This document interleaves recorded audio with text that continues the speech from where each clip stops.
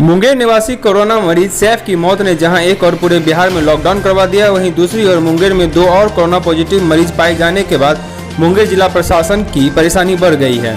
सैफ की मौत के बाद जिला प्रशासन ने सैफ के संपर्क में आए लोगों को जांच करवाने के लिए 23 मार्च को भागलपुर से एक विशेष टीम को बुलवाया था और सैफ के संपर्क में आए 55 लोगों की जाँच की गई, जिसमें सैफ के परिवार की एक महिला एक बच्चा को कोरोना पॉजिटिव पाया गया, जिसके बेहतर इलाज के लिए जिला प्रशासन ने उसे भागलपुर भेज दिया है और शहर में बचाव कार्य में तेजी ला दी है। नगर निगम ने शहर के सभी वार्डों में छिड़काव काम शुरू कर दिया है।